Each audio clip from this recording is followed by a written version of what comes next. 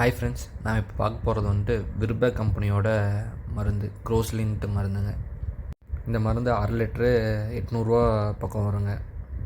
நம்ம பண்ணையில் நோயே வரக்கூடாது, நோய் பரவக்கூடாது, ஒரு கோழியிலேருந்து இன்னொரு கோழியில் இல்லை வேறு பண்ணையிலேருந்து நம்ம பண்ணையில் பரவக்கூடாது அப்படின்னு இருந்தால் இந்த மருந்து கண்டிப்பாக யூஸ் ஆகுங்க.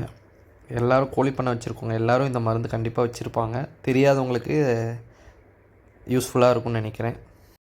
இந்த மருந்து எப்படி யூஸ் பண்ணணுன்னா, தண்ணியில் கலக்கி ஸ்ப்ரே பண்ணுங்க. நம்மளோட பண்ணையில் எல்லா பக்கமும் வந்துட்டு ஸ்ப்ரே பண்ணணும்.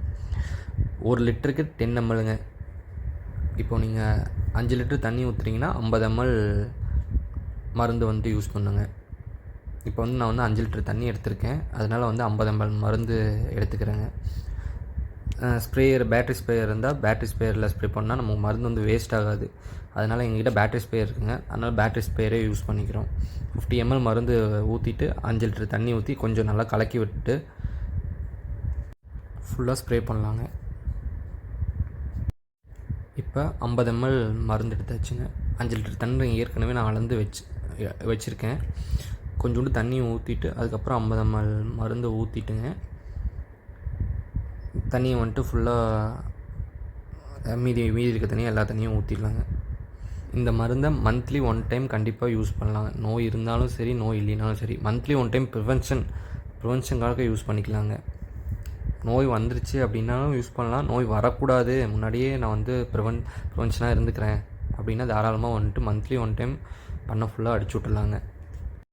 இப்போ நம்ம பண்ணையில் பேரண்ட்டும் இருக்குது, சிக்ஸும் இருக்குது, மிட் ரேஞ்சிலையும் இருக்குதுங்க. இப்போ ஏதோ ஒன்றில் அஃபெக்ட் ஆகிடுச்சு. இப்போ சிக்ஸில் சளி பிடிச்சிருக்கு, இல்லை பேரண்டில் சளி பிடிச்சிருக்கு, ஒன்றுலேருந்து இன்னொன்றுக்கு பரவக்கூடாது, இல்லை வேறு ஏதாச்சும் ஒரு பாக்டீரியல் இன்ஃபெக்ஷன், வைரல் இன்ஃபெக்ஷன் ஆகிருக்கு அப்படின்னா ஒன்றுலேருந்து இன்னொன்றுக்கு பரவக்கூடாது. மெயினாக அந்த கோழி போடுற எச்சத்துலனா தான் அந்த டிசீஸே பரவுங்க. நம்ம பண்ணி க்ளீனாக வச்சுக்காமல் இருக்கிறது தான் மெயின் நோய்க்கான முதல் அதே இதுதாங்க. மித்த வேறு பண்ணையிலேருந்து யாரோ ஒருத்தர் வந்துட்டாங்க, காற்று மூலியமாக பரவுது, அதெல்லாம் நெக்ஸ்ட்டுங்க. நம்மளோட பண்ணி நம்ம க்ளீனாக வச்சுக்கிட்டா மட்டும்தான் நோய் ஸ்ப்ரெட் ஆகாமல் இருக்குங்க. இப்போ ஸ்ப்ரே பண்ணுறேங்க. கோழி நைட்டு அணையிற இடத்துல மெயினாக அங்கே தான் எச்சலாம் நிறைய விழுந்து கிடக்கும். அதனால் அந்த இடம் தான் மெயினுங்க. அந்த இடம் தான். இது பேரண்ட்லாம் மேலே ஏறி பறன் செட்டப்புங்க. இங்கே தான் கோழி பேரண்ட்லாம் இருக்கும். அதனால் இங்கே தான் மெயின் ஸ்ப்ரெட் ஆகிறதுக்கான இதுங்க. மந்த்லி 1 டைம் அந்த எச்சத்தெல்லாம் அள்ளிட்டு, கோழி போடுற எச்சத்தெல்லாம் அள்ளிட்டுங்க, அந்த மண்ணிலையோ இல்லை தரையிலையோ இருக்கிற இந்த கேப்பு அது மாதிரி இடத்துலலாம் அடிச்சு விட்டோம்னா எந்த விதமான டிசீஸும் ஸ்ப்ரெட் ஆகாதுங்க.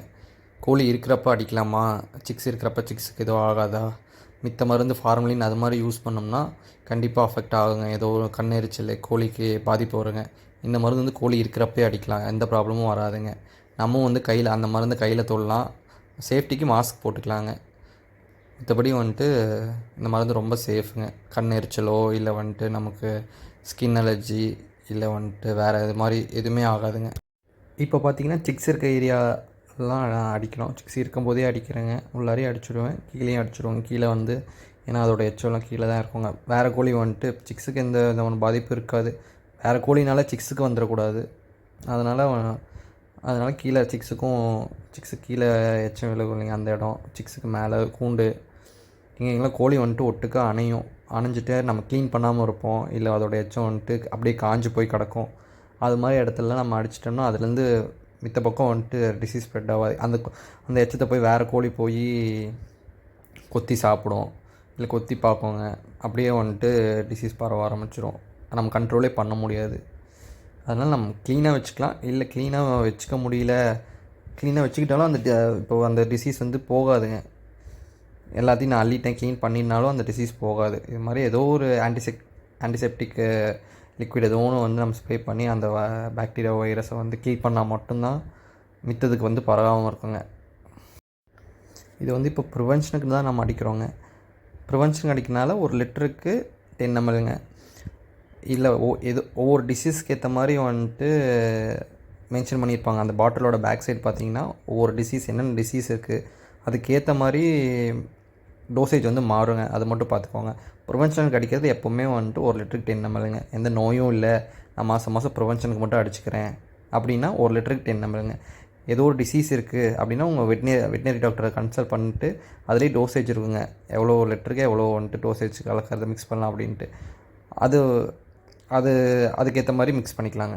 இந்த மருந்து கோழிகள் இருக்கிறப்பயே அடிக்கலாங்க. ப்ராய்லர் பண்ணையெல்லாம் 2 மாதம் ஒருக்கா ஒரு பேட்ச் முடிச்சுட்டு அடுத்த பேட்ச் இது பண்ணுறப்ப அவங்க ஃபார்மலின் அடித்து ஃபுல்லாக ஃபார்மலின் வந்து ரொம்ப ஹாட்டுங்க, கண்ணெரிச்சல் இருக்கும், கோழிகள் வந்து இருக்கக்கூடாது. அதனால் ஃபுல்லாக அவங்க எல்லாம் க்ளீன் பண்ணிட்டு ஃபார்மலின் வந்து இருக்கிறதுலே பெஸ்ட்டு ஃபார்மலினுங்க.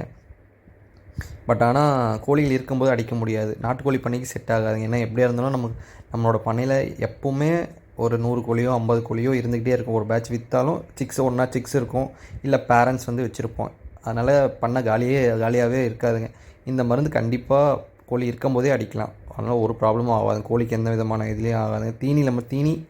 தீனி தண்ணியில் மட்டும் படாமல் பார்த்துக்கலாங்க, மித்தபடி ஒன்றும் ஆகாது. வீடியோ யூஸ்ஃபுல்லாக இருந்தால் நம்மளோட சேனலை சப்ஸ்கிரைப் பண்ணிக்கோங்க.